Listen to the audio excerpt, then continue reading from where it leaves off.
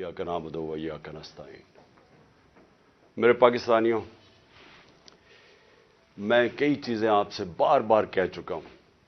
अपने 26 साल की जब से मैं ये पॉलिटिक्स में आया हूं, तो मैं कई चीज़ें बार बार दोहरा चुका हूं और मुझे लगता है कि उसका असर होना शुरू हो गया कि लोगों को कई चीज़ों की अब समझ आनी शुरू हो गई है।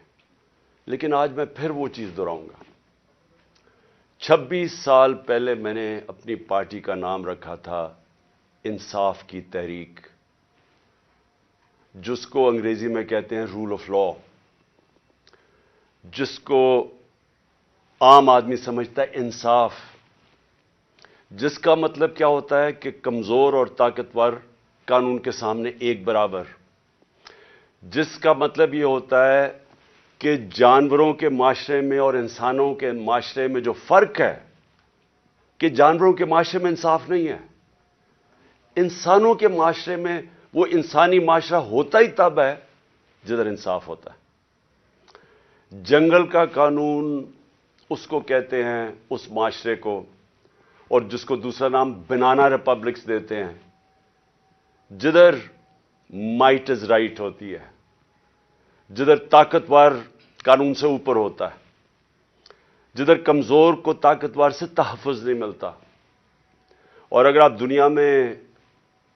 दुनिया की तारीख पढ़ें तो आपको हर जगह नजर आएगा कि जिन ममालिक के अंदर कानून की बालादस्ती बेहतर थी वो खुशहाल थे।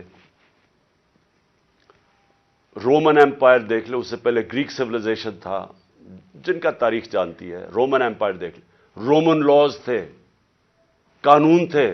बाकियों को वो बारबेरियंस कहते थे क्योंकि वहां कानून नहीं थे, वहां इंसाफ नहीं था।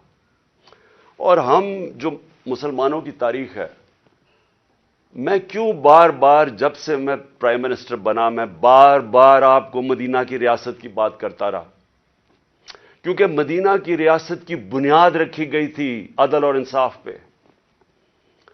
जो मेरे नबी सल्लल्लाहु अलैहि वसल्लम ने उस कौम को उठाया था, दो सुपर पावर थी तब भी, दो बड़ी बड़ी ताकतें थी, आधी आधी दुनिया दोनों ताकतों की नीचे थी।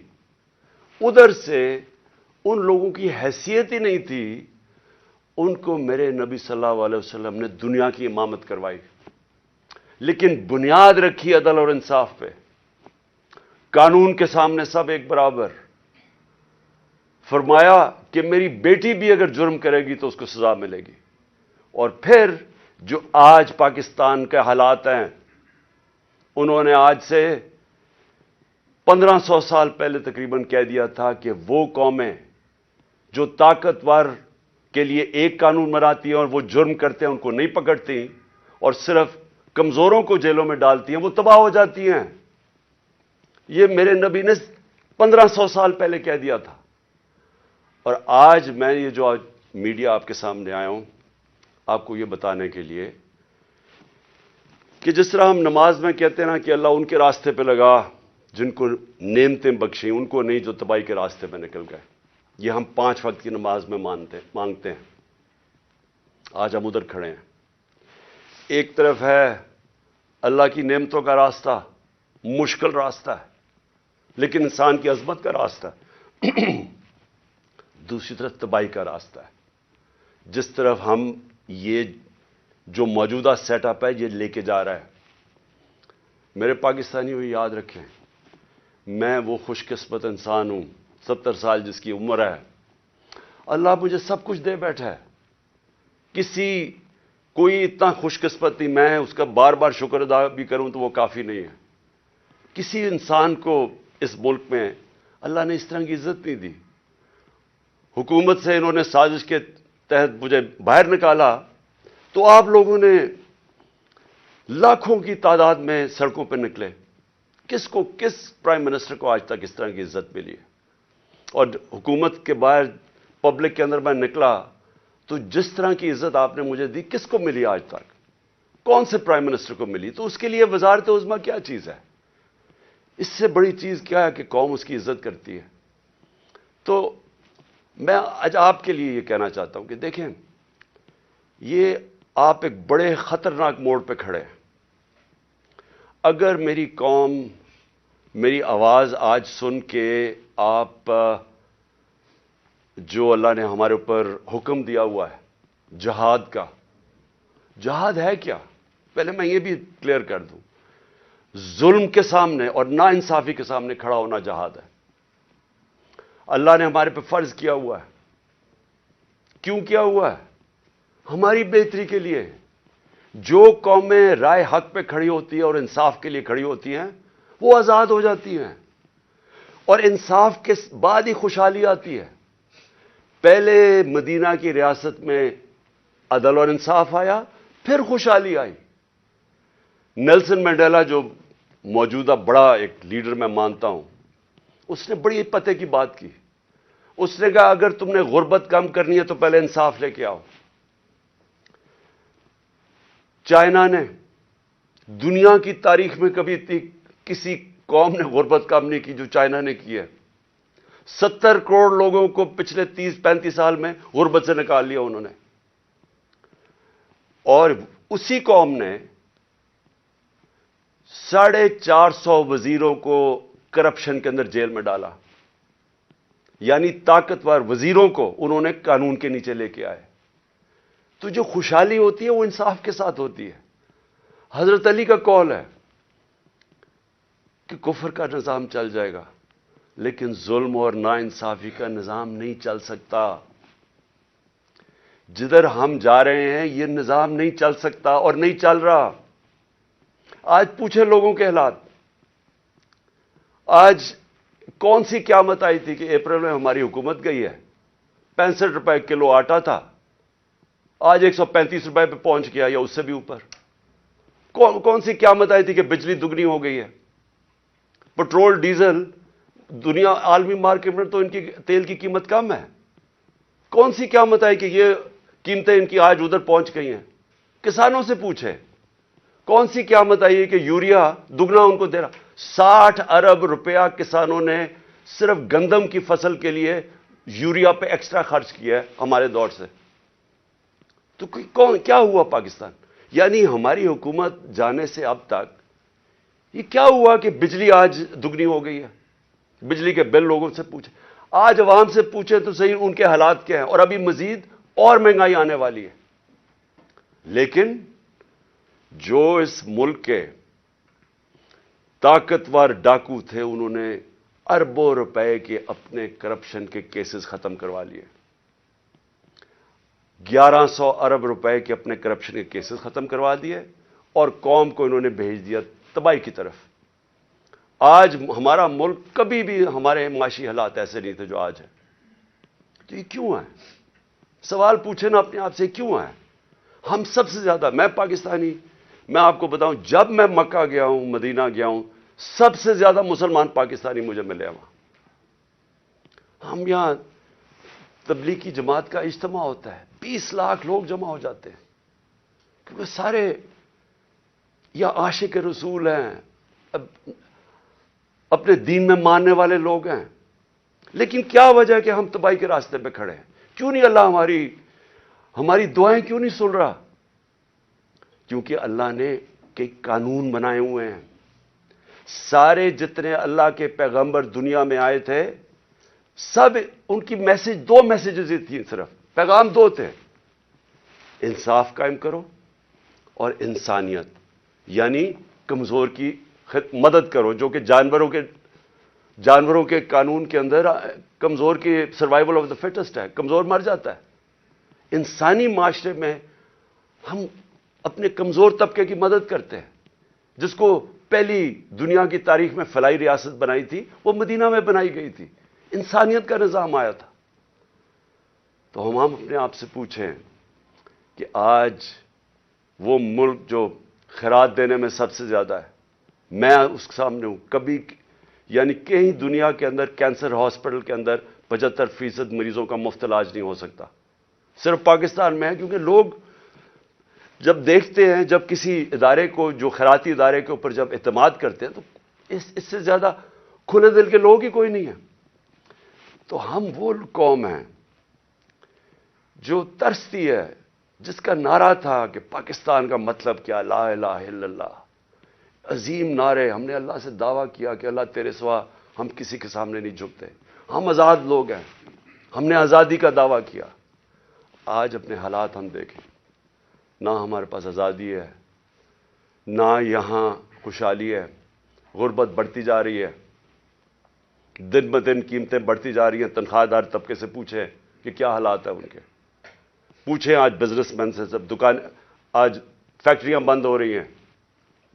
پوچھیں آج بزنس، کون سی، کسانوں سے پوچھیں، کسی سے پوچھیں، خاص طور پہ تنخواہ دار طبقے سے آج پوچھیں کہ وہ گزارا کیسے کر رہا ہے.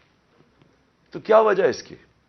میں آج آپ کو بتاتا ہوں. اس کی وجہ ایک ہے کہ یہاں ظلم اور ناانصافی کا نظام ہے. میرے نبی صلی اللہ علیہ وسلم نے کہہ دیا تھا 1500 سال پہلے کہ طاقتور اگر چوری کرے تو آپ اس کو NRO دے دیں اور بیچارے غریب لوگ جیلوں میں جائیں اور پھر سمجھیں کہ اللہ ہماری دعائیں قبول کرے گا.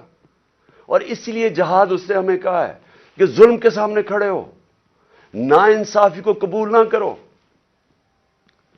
اور آج میں خاص طور پہ مخاطب ہوں اپنی پاکستان کی عدلیہ سے اور اس کے بعد پاکستان کی وکلا برادری سے.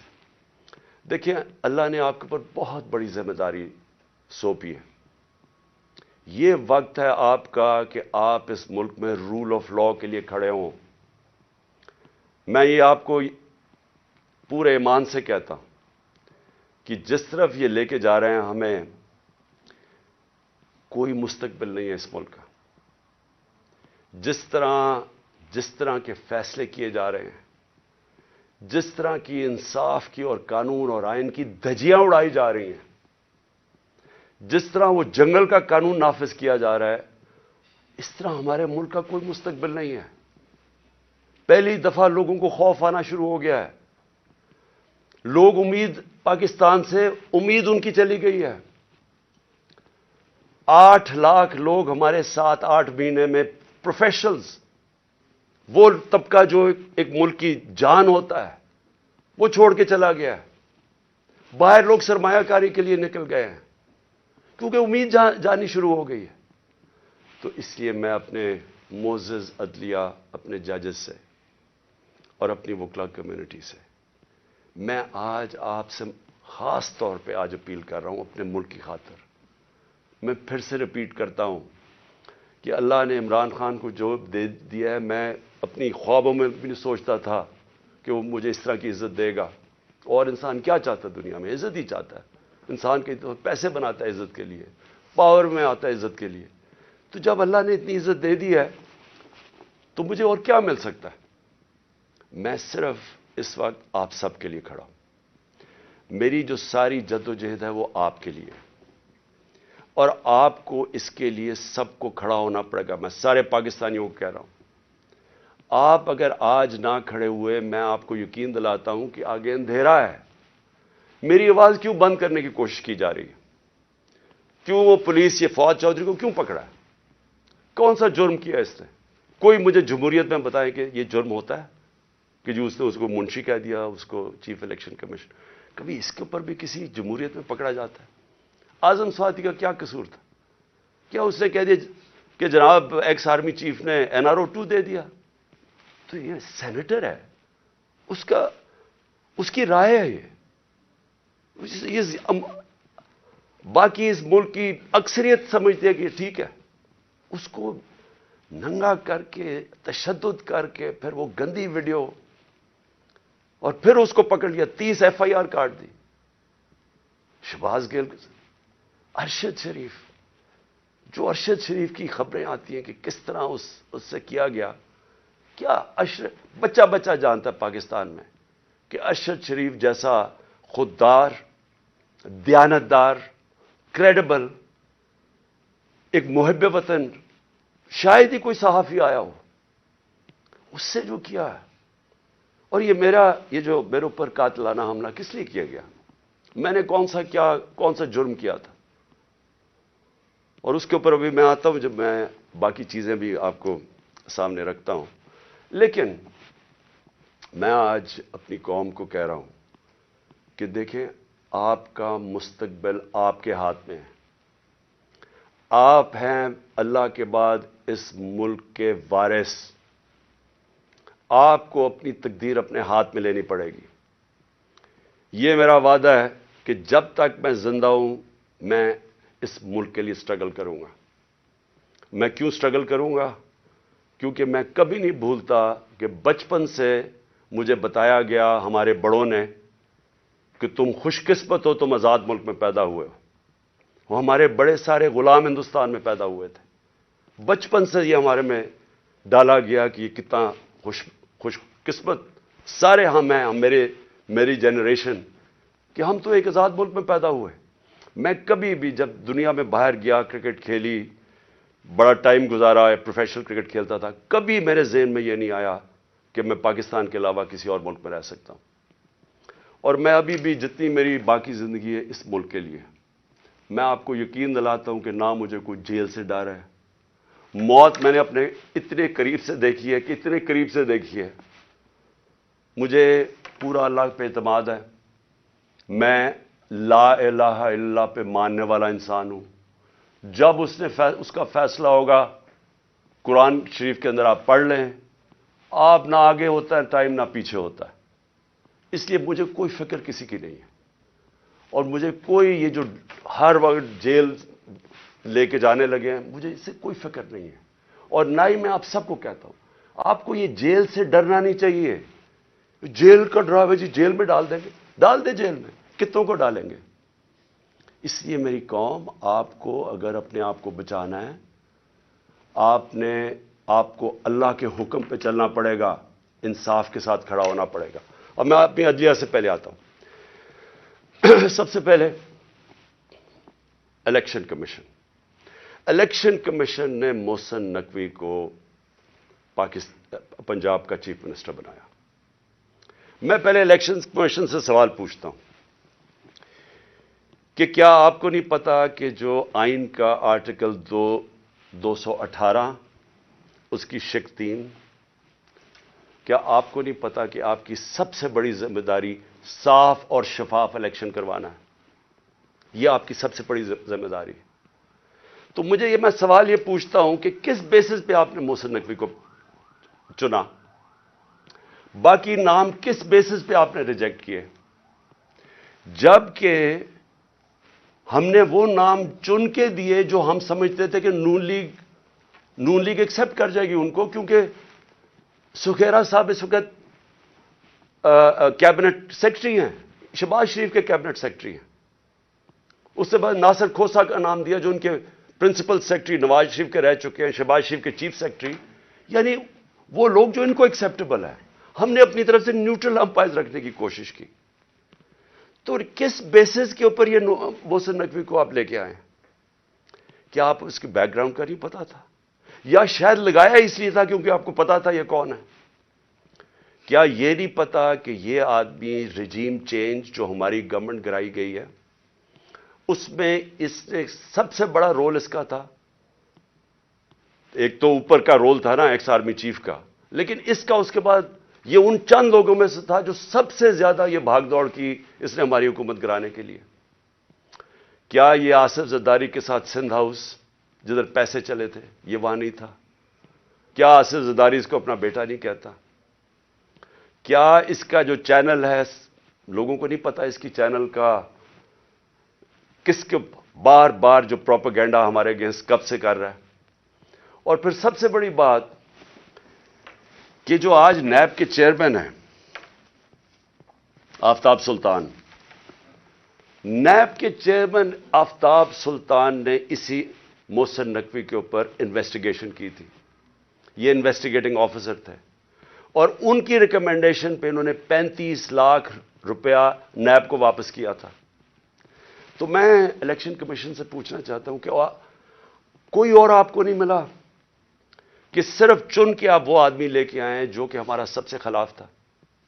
اور اس نے آتے ساتھ ہی کیا کیا؟ یہ جو اب فواد چودھری کا ہوا ہے 3 دفعہ، اور میں جج صاحب کو سلام کرتا ہوں، 3 دفعہ انہوں نے کہا کہ فواد چودھری کو طلب کیا عدالت میں، اور تینوں دفعہ نہیں اس عدالت میں پریزنٹ کیا گیا. تو کیا یہ محسن نقوی یہ اس کی پہلی آتے ساتھ ہی اس نے اپنے کارنامے دکھا دیے ہیں. اس کے بعد اس نے جو اس نے اپوائنٹمنٹس کی ہیں, کیا یہ فری اینڈ فیئر الیکشن ہو رہا ہے کہ سارے وہ پولیس آفیسر جنہوں نے ہمارے اوپر تشدد کیا تھا 25 مئی کو, ان ساروں کو واپس لے آیا؟ ایڈوکیٹ جنرل آفس کے اندر وہ سارے لوگ جو کہ حمزہ شریف کے دوران تھے ان کو واپس لے آیا؟ کیا یہ صاف اور شفاف الیکشن کی تیاری ہو رہی ہے؟ کیا اس کو کہتے ہیں ایک نیوٹرل کیئر ٹیکر سیٹ اپ؟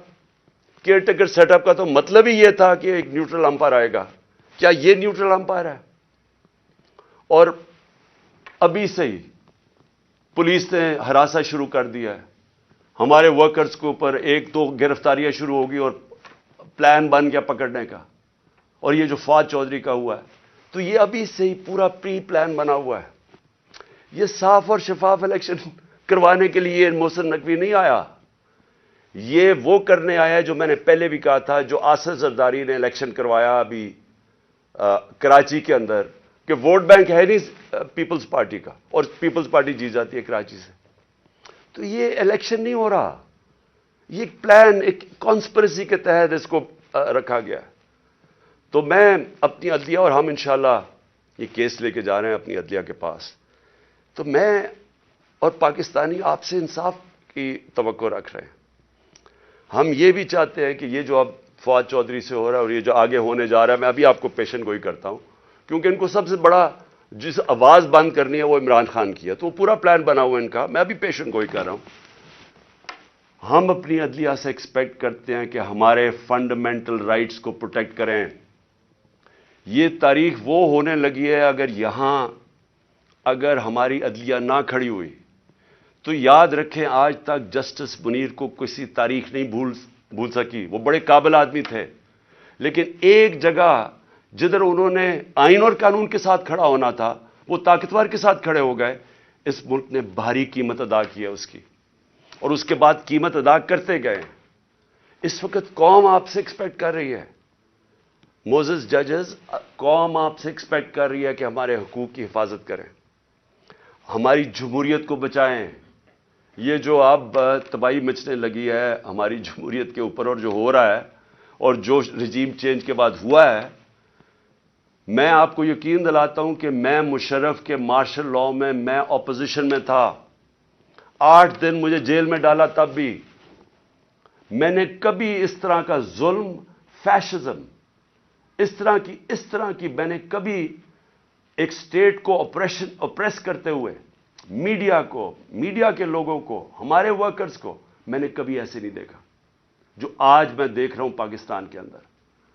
تو اور مجھے افسوس سے کہنا پڑتا ہے کہ ہماری عدلیہ نے ہمارے فنڈامنٹل رائٹس کی حفاظت نہیں کی.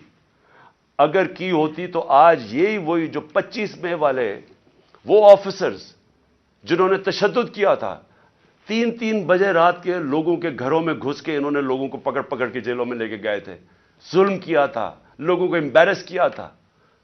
آرٹیکل 14 کانسٹیٹیوشن کا ہماری ڈگنیٹی, ہماری عزت پروٹیکٹ کرتا ہے. انہوں نے سارے لوگوں کو نہ چادر اور چار دیواری کا سوچا, نہ قانون کا سوچا, ظلم کیا. وہ آج آفیسر پھر واپس آ گئے. ہمارے پاس سوائے عدلیہ کے جانے کا کون سا راستہ ہے؟ دوسرا راستہ ہے سڑکوں پہ آ جائیں, دوسرا راستہ ہے ملک کو اور نقصان پہنچائیں جو یہ آگے پہنچا سکے ہیں. اس لیے میں اپنی عدلیہ سے ریکویسٹ کرتا ہوں.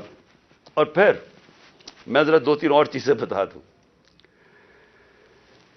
جے آئی ٹی, اب جے آئی ٹی بنی تھی, میرے اوپر قاتلانہ حملہ ہوتا ہے. پہلے تو 16 دن کچھ ہوتا ہی نہیں ہے, نہ کوئی investigation. Police F I R کاٹ کے دیکھ دیتی کہ صرف ایک شوٹر تھا اور دینی انتہا پسند نے اٹیک کیا تھا, جو میں پہلے سے ہی سپٹمبر اور اکتوبر میں نے کہہ دیا تھا کہ میرے اوپر واردات ہونے والی ہے اور نام لیں گے دینی انتہا پسند کا. پوری کانسپریسی بنی ہوئی مجھے قتل کرنے کی. میں پہلے کہہ بیٹھا تھا, مجھے پتا بھی تھا اس کے پیچھے کون ہے, اور میں نے ان کے جیسے ہی ہوا میں نے ان کے نام لیے. اپنی حکومت ہوتے ہوئے, پنجاب پولیس ہمارے نیچے ہوتے ہوئے میں اپنی ایف آئی آر نہیں کٹوا سکا. اور مجھے پتا ہے میں کیوں نہیں کٹوا سکا, کیونکہ دوسری طرف طاقتور لوگ تھے اور ہماری ملک کی تاریخ ہے کہ جب طاقتور کا کمزور سے مقابلہ ہوتا ہے تو انصاف نہیں ہوتا. تو لیکن جو جے آئی ٹی کی رپورٹ ہے یہ ذرا سننے والی چیزیں ہیں. اور پھر کیسے اس جے آئی ٹی کو آپ آتے ساتھ ہی حکومت نے پہلی چیز کی ہے جے آئی ٹی بند کی ہے. یہ کس قانون کے تحت کی ہے؟ جے آئی ٹی تو پنجاب کی جے آئی ٹی تھی. فیڈرل گورنمنٹ تو جے آئی ٹی نہیں بنا سکتی. اور جے آئی ٹی کی فائنڈنگز جو فائنڈنگز سامنے آئی ہیں ذرا یہ سن لیں, اس کی وجہ سے یہ بند کی گئی ہے. میں ذرا آپ کو بتانا چاہتا ہوں ساری قوم کو کہ میرے اوپر جو حملہ ہوا تھا جب انہوں نے ایف آئی آر کٹائی پولیس نے, میری نہیں کاٹی, انہوں نے کہا تھا ایک شوٹر ہے. ذرا آپ یہ سنیں اب تک جے آئی ٹی نے جو عدالت میں جو رکھ چکی ہے, جو عدالت میں چیزیں رکھ چکی ہیں وہ ذرا سنیں.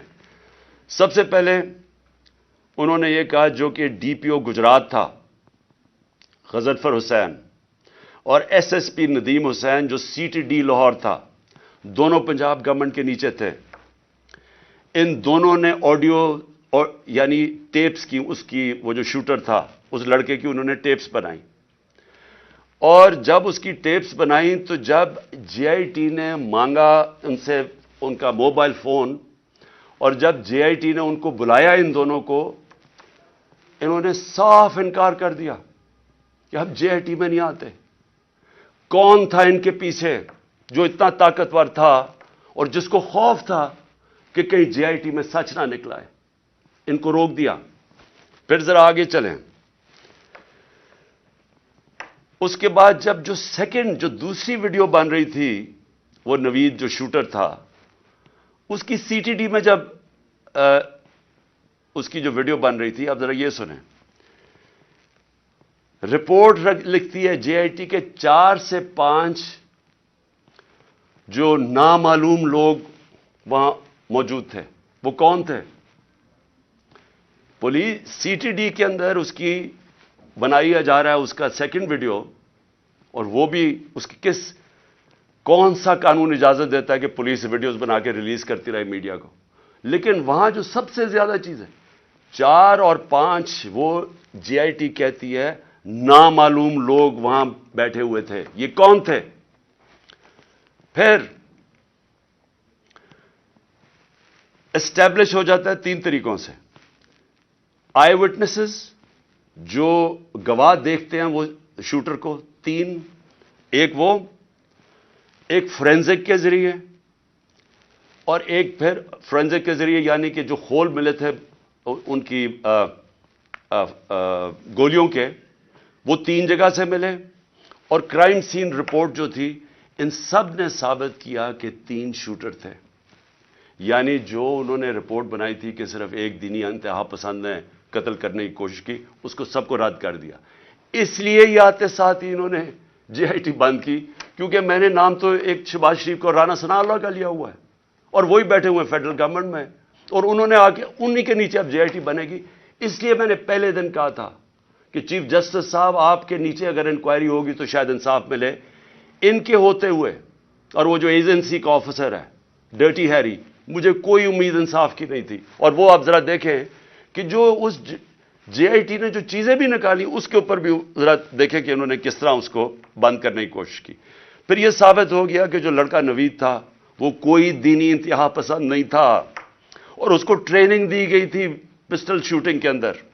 کوئی پسٹل شوٹنگ ایسے نہیں کرتا کہ سیدھی ایسے ریپڈ فائر کرے, وہ ٹرینڈ تھا. اور جو 5ویں چیز سامنے آئی, 4 جے آئی ٹی ممبرز کے اوپر پریشر ڈالا گیا. کس نے ڈالا؟ اور انہوں نے اپنی چینج کی رپورٹ, جو عدالت میں جو تھی رپورٹ اس کی فائنڈنگ چینج کر دی. اور پھر کیا ہوتا ہے, جو پروسیکیوٹر جنرل ہے,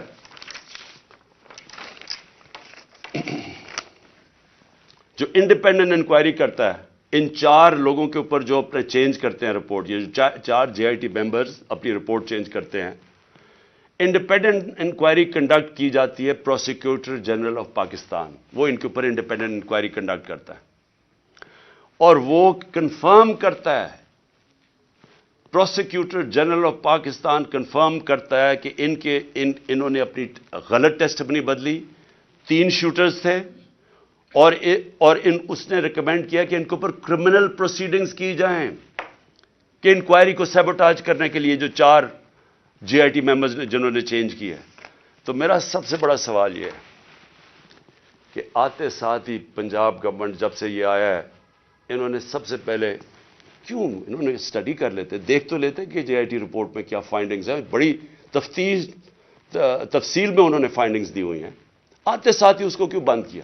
اور پھر جو سب سے زیادہ کام کر رہا تھا, پہلے تو یہ 4 بھگا دیے, جو سب سے زیادہ کام کر رہا تھا, میں اس کا نام دیتا ہوں, وہ بڑا مجاہد, اس طرح بھی ماشاءاللہ ایسے لوگ تھے, انہوں نے آتے ساتھ ہی یہ جو محسن نقوی نے اور کیا کام کیا کہ اس نے جو لڑکا جو سب سے زیادہ کام کر رہا تھا, اس کا میں نام اس لیے بتانا چاہتا ہوں کیونکہ سعید انور شاہ, یہ انویسٹیگیٹنگ آفیسر تھا جس نے کھڑا ہوا اور جس نے عدالت کے اندر چلان دیا, انہوں نے آتے ساتھ ہی اس کو سسپینڈ کر دیا.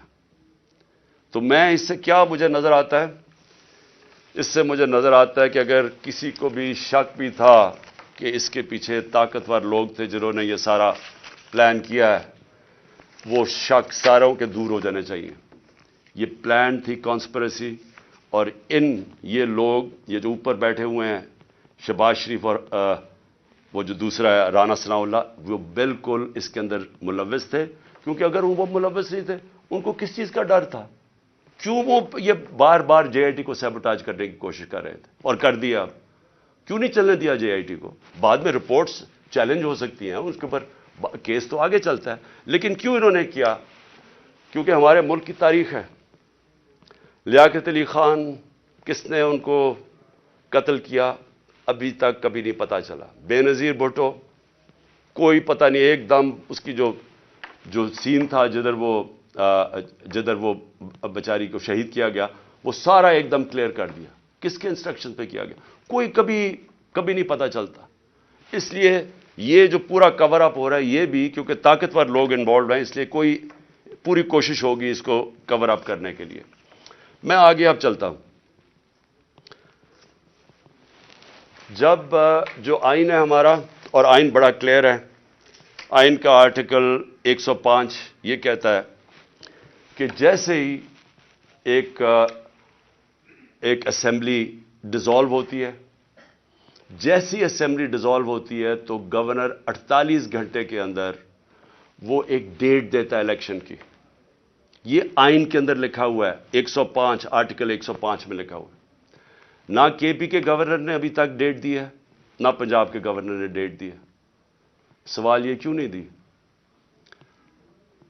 ہم نے اپنی گورنمنٹ کیوں گرائی؟ کبھی سوچا کہ کوئی اپنی گورنمنٹ خود چھوڑ دیتا ہے, ڈیزالو کر دیتا ہے؟ کبھی اس ملک کی تاریخ میں ہوا ہے؟ 60% پاکستان جس کے اوپر ہماری گورنمنٹ ہو, ہم خود ہی کہیں کہ جی ٹھیک ہے یہاں ہم اسمبلیز ڈیزالو کرتے ہیں.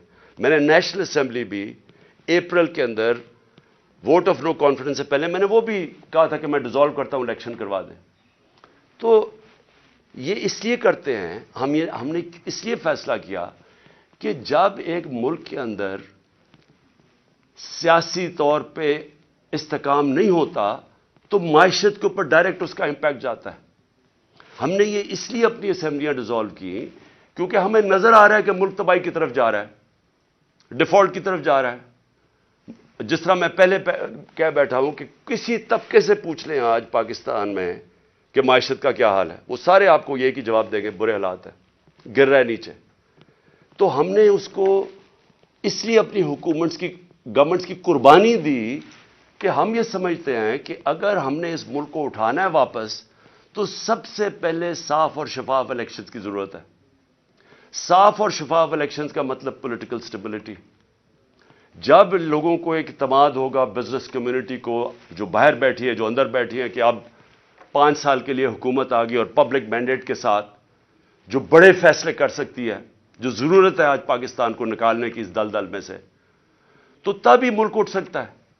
ان کے اوپر تو نہ باہر نہ کسی کو اندر اعتماد رہ گیا ہے. تو یہ تو جتنی دیر چلتی رہے گی لوگوں کی تو تباہی ہے اس کے اندر. تو اس لیے ہم نے اپنی گورنمنٹس ڈیزالو کی تھی. ہمارا سوچ یہ تھی کہ اس کے بعد الیکشنز کی طرف ہم جائیں گے, اور اس لیے قربانی دی تھی. ابھی تک لگ یہ رہا ہے, اور یہ جو محسن نقوی کو لے کے آئے ہیں, اب یہ واضح ہو گیا کہ ان کا کوئی موڈ الیکشن کروانے کا نہیں ہے. میں پھر اپنی عدلیہ سے پوچھتا ہوں کہ اب ذمہ داری آپ کی ہے کہ آئین کے اندر کوئی گنجائش نہیں ہے. جیسے ہی گورنمنٹ ڈیزالو ہوتی ہے آرٹیکل 105 105 واضح طریقے سے کہتا ہے کہ 90 دن کے اندر آپ نے الیکشن کروانے. اب ذمہ داری آپ کی ہے کیونکہ آپ کو دنیا دیکھ رہی ہے آپ کی طرف کہ کیا یہ آپ کریں گے یا نہیں کریں گے. کیونکہ میں پھر سے کہتا ہوں کہ مجھے افسوس سے کہنا پڑتا ہے کہ ہمارا ملک وہ نہیں بن سکا جو بننا چاہیے تھا. اور اس کی بہت بڑی وجہ یہ ہے کہ یہاں کبھی بھی رول آف لا نہیں ہوا. یا طاقتور ہمیشہ قانون سے اوپر ہے. تو یہ بار بار جب ہم ان سے بھی پوچھتے ہیں، یہ جو بیٹھے ہوئے ہیں اس وقت امپورٹڈ گورنمنٹ ایک ہارس ٹریڈنگ کے ذریعے رشوت دے کے خرید و فروخت کر کے آج بیٹھے ہوئے ہیں اوپر، یہ بھی کہتے ہیں جی ہو جائے گا، کوئی چیز ہو جائے گی، آگے چلے جائے گا الیکشن. بھئی کیسے چلے جائیں گے؟ آئین ہے یا نہیں ہے؟ اگر آپ کا ملک کے اندر آئین ہے اور کوئی قانون ہے تو پھر تو یہ آگے جا ہی نہیں سکتے 90 دن سے. تو یہ بھی آج میں اپنی عدلیہ کو کہنا چاہتا ہوں کہ یہ اب آپ کے اوپر بہت بڑی ذمہ داری آنے والی ہے، کیونکہ یہ جو محسن نقوی کو لے کے آئے ہیں اس کو کوئی ان کا نہیں نظر آ رہا کہ یہ الیکشن کروائیں گے. پھر میں آخر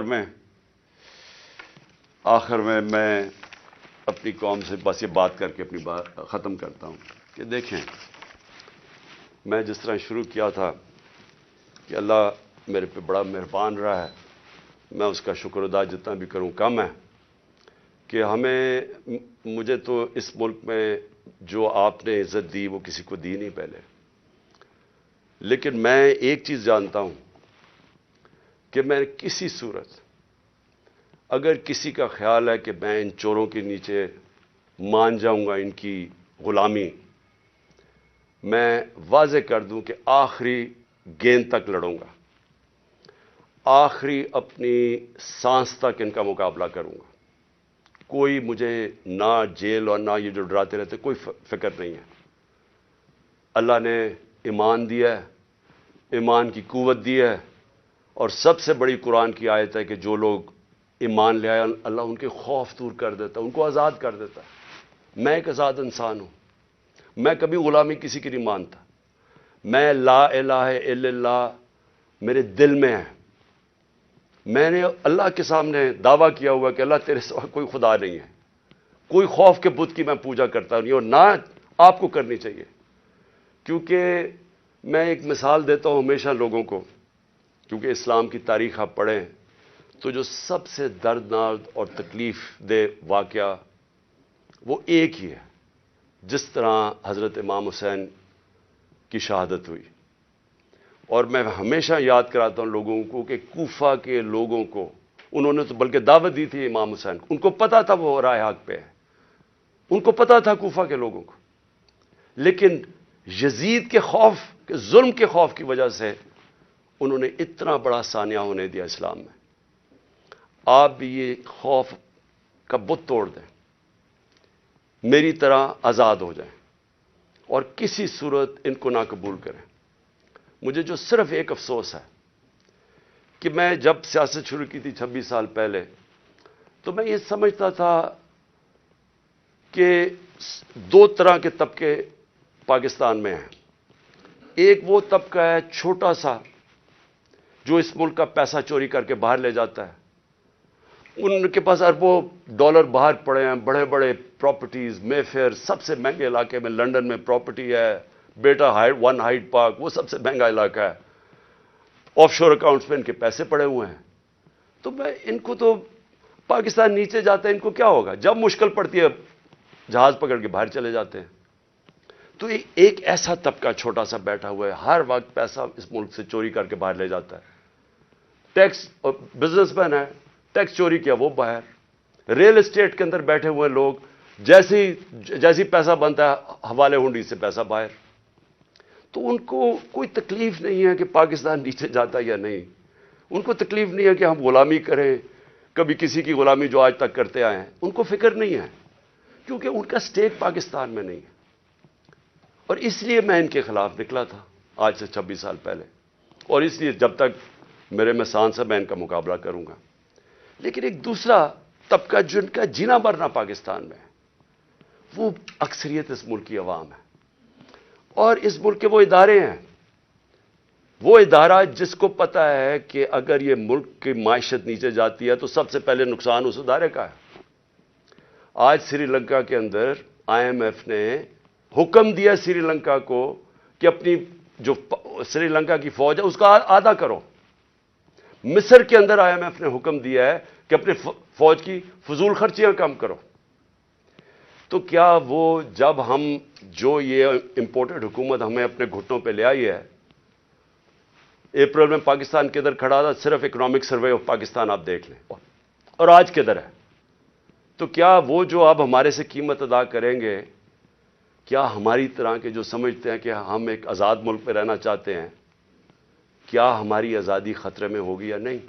تو میں یہ ہمیشہ سمجھتا تھا کہ یہ ادارے کبھی بھی ان لوگوں کے ساتھ نہیں ہوں گے جو یہ ملک کا پیسہ چوری کر کے باہر لے کے جاتے ہیں۔ اور مجھے بڑا افسوس سے کہنا پڑتا ہے کہ ہماری حکومت ہٹا کے ان لوگوں کو بیک کیا گیا جو اس ملک کو 30 سال سے لوٹ رہے تھے۔ چھوڑیں کہ میں کیا کہتا ہوں، صرف انٹرنیشنل میڈیا ان کے متعلق کیا کہتا ہے۔ آج تو ٹیلی فون ہے، اپنا گوگل کر لیں کہ ان دونوں بڑے خاندانوں کے اوپر انٹرنیشنل میڈیا کیا کہتا ہے۔ ان کے خلاف ہماری اسٹیبلشمنٹ نے، ہماری ایجنسیز نے کیا کیا چیزیں نکالی ہوئی ہیں ان کی چوری کے اوپر۔ تو مجھے حیرت یہ ہوئی کہ رجیم چینج کے بعد ان کے ساتھ کیسے کھڑے ہو گئے، وہ ادارہ جس کا سب سے زیادہ سٹیک ہے کہ پاکستان ایک طاقتور ملک بنے، کہ اگر ایک ملک کی معیشت نیچے جاتی ہے تو ہمیں سوویت یونین کی مثال ہے کہ وہ ملک ٹوٹ گیا، تکڑی ترین فوج تھی لیکن ملک ٹوٹ گیا کیونکہ معیشت نیچے چلی گئی۔ تو ان کے نیچے جو انہوں نے 30 سال سے یہ ملک سے کر رہے ہیں، مجھے ابھی تک نہیں سمجھ آ رہی کہ کیسے وہ ادارے ان کے ساتھ کھڑے ہو گئے۔ میں آخر میں اپنی ساری قوم کو کہنا چاہتا ہوں کہ اپنی تقدیر اپنے ہاتھ میں لیں۔ آپ کا مستقبل، آپ کے بچوں کا مستقبل آپ کے ہاتھ میں ہے۔